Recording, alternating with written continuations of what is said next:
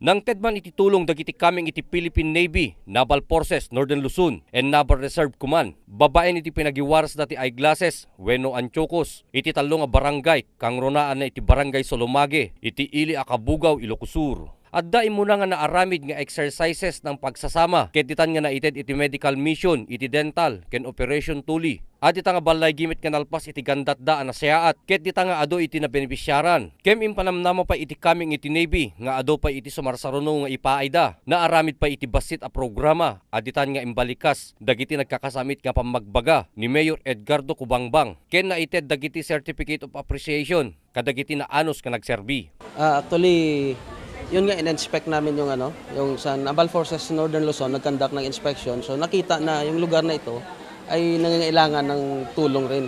So kaya itong napili na lugar. A distribution of glasses because during that time, nag-inspect lang sa mata si Dr. Lim, Commander Ruby Lim or one of the reservists. Nag-conduct siya ng inspection sa mga mamamayan dito. Tapos ngayon na, ito na yung final D-Day of distributing the eyeglasses. May isang nabinipisyaran ni Lola Virginia Alcain, 78 ti tawen na. Aditan nga nagyaman unay itinaited kanya na. Agyaman ka munay, apo, nga Philippine Navy, kanapili yun, ito'y barangay mi, nga may nangipaayan, pinapintas nga serbisyo. Saan met nga mailadawan iti ragsak nga nagyaman iti ama iti nasao nga ili, ani Mayor Edgardo Ediboy Cubangbang, iti daytoy nga tulong nga naited kadagiti masakupan na. Honestly speaking, I would like to claim kung mga request ko dito ita pinagustuhan dang kinapudno na detoy isuda ti nagdisnudo nga imay detoy. Isuda ti nagdisnudo nga imay, isuda ti nagdisnudo nga nangyasidig ti bagbagida iti komunidad, which is tigit apresyare klaunay ken deti IPSP project anti Armed Forces of the Philippines. Ususaran na aming nga sangay na Air Force, Army, ken Navy nga dito nga makita yu tata nga ususaran na ti amin nga channels tap no mangabak iti amin nga aspeto ti panakapaadda iti makungkuna nga total peace in our land. Tano lang adagi front ti gera ti adresan da. No di dagi pay nabayagan nga kaya damutan nga maadresan nga direkta nga dati komunidad dati lipunan ti kaya damet nga Serbian. Pinasinggitan pa iti nadakamat a mayor, no inkasuman nga kasapulan da iti tulong, kang ronaan na iti umay nga kalamidad, ket sisisagana da kan metlatta, nga umay tumulong iti masukupan na.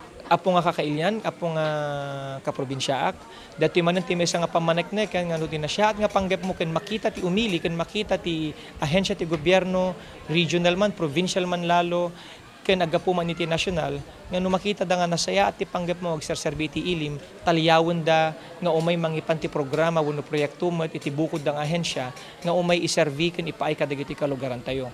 Ket sapay la kuma takasada ti inaramid in spearhead ti Navy nga project nga pinaumay diti ili nga Kabugaw nang nangruna diti barangay Salumage ket agbalin to nga pagwadan para kadagiti daddu mga ili, daddu mga barangay nga matalyaw iti national government agencies nga umay tumot paayan ti kastoy nga programa da.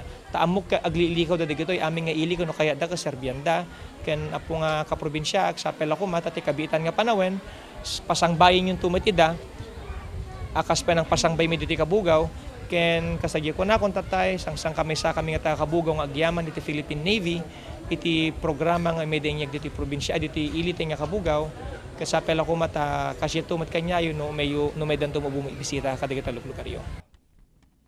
Para iti Press Corps, Ryan Pardo.